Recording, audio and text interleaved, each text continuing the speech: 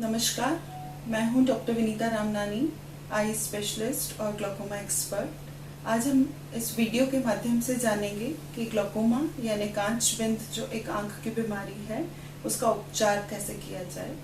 Basically ये जो बीमारी है इसमें आंखों का दबाव बढ़ता है और उसका जो ट्रीटमेंट है वो मेनली प्रेशर कम करने के लिए किया जाता है। जो आंख का दबाव है वो 10 से 20 मिलीमीटर मर्क्यूरी होता है, जिसको कि हम टोनोमेट्री से नापते हैं और वो एप्लेनेशन टोनोमेट्री इसके लिए सबसे इम्पोर्टेंट रहती है। और डिपेंड करता है कि आपको किस वैरायटी का ग्लोकोमा है, कौन सी आंख में ग्लोकोमा है, आपका जो प्रेशर है उसका टारगेट सेट किया जाता है।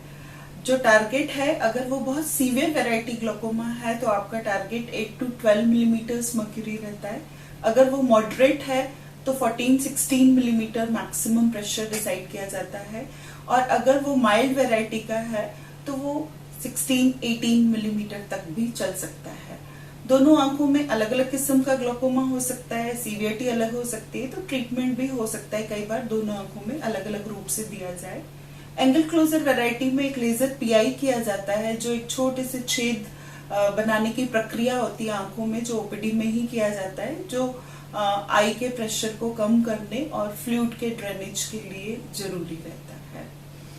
जो प्रेशर है वो आपको 1 to 3 मंथ्स में चेक कराते रहना चाहिए, और सबसे इम्पोर्टेंट है कि आपकी फील्ड टेस्ट भी कराते रहना चाहिए, जिससे कि पता चले कि आपका ये जो प्रेशर कंट्रोल है वो आपकी फील्ड्स को और ऑप्टिक नर्व को डैमेज होने से रोक रहा है कि नहीं। अगर हम ड्रॉप्स की बात करें तो हमारे पास कुछ 5 किस्म के ड्रॉप्स होते हैं और एक या 2 सिस्टमिक ट्रीटमेंट जैसे कि टैबलेट और इंजेक्शंस के रूप में होता है।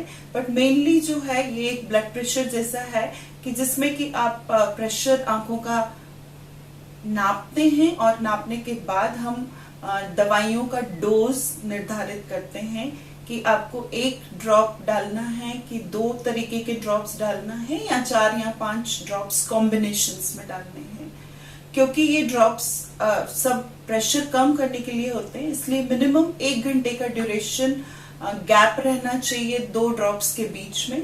कई बार अगर हमको 2 ड्रॉप्स मरीज को देने तो हम एक बॉटल में कंबाइन करके भी देते हैं। कंबाइन थेरेपी जो होती है वो सस्ती भी होती है, पेशेंट के लिए भी इफेक्टिव होती है और कंफर्टेबल भी होती है। तो जैसे मुझे 2 दवाइयां देनी है तो वो 2 बॉटल्स की जगह पे मैं एक ही बॉटल में 2 दवाइयों का मिश्रण दे सकती हूँ।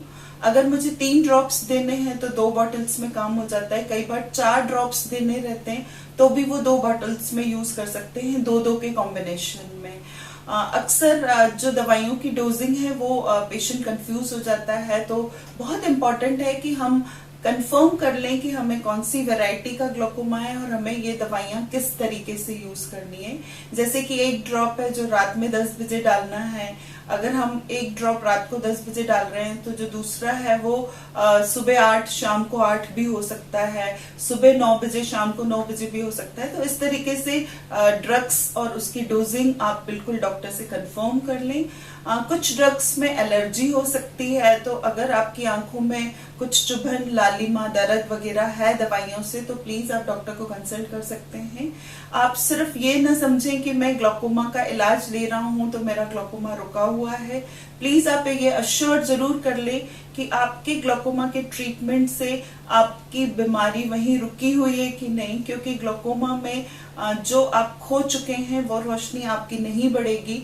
पर कई ऐसे पेशेंट हैं जो प्रॉपर ट्रीटमेंट नहीं लेते हैं या उनकी दवाइयों की डोजिंग प्रॉपर नहीं होने की वजह से उनका ग्लोकोमा प्रोग्रेस होता है या उनकी फील्ड्स में प्रोग्रेशन होते हैं। तो प्लीज आप ये कंफर्म कर लें कि आप अगर ग्लोकोमा के पेशेंट हैं तो आपका दवाइयों से आपकी बीमारी रुकी हुई है कि नहीं। इसलिए ग्लोकोमा में फॉलोअप्स बहुत जरूरी हैं, पेशेंट्स का कंप्लायंस भी बहुत जरूरी है। अगर शारीरिक बीमारियां हैं जैसे कि पेशेंट को डायबिटीज है, ब्लड प्रेशर है, खून की कमी है, किडनी या हार्ट की प्रॉब्लम है या ब्रेन की प्रॉब्लम है, तो ये सब भी आपके ग्लोकोमा के प्रोग्रेशन यानी बीमारी के बढ़ने के लिए कई बार जिम्मेदार होती हैं। इसलिए आप अपने ग्लोकोमा एक्सपर्ट से जरूर ये तय करें कि आपको आपका ग्लोकोमा स्टेबल है, आप उन्हें ये जरूर डिस्क्लोज करें कि आपको इस तरीके की कोई बीमारियां हैं जिसमें कि आपके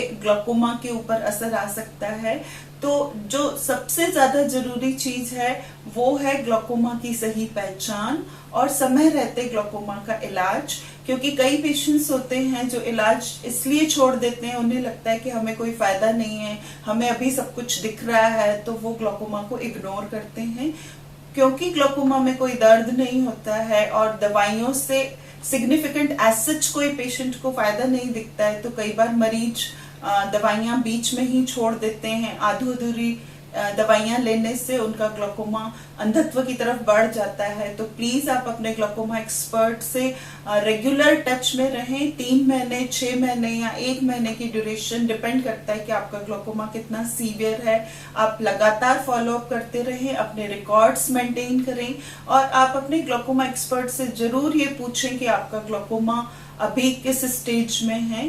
क्योंकि कई बार सीवियर ग्लूकोमा होते हैं तो हमें उनकी सर्जरी भी टाइमली करनी पड़ती है।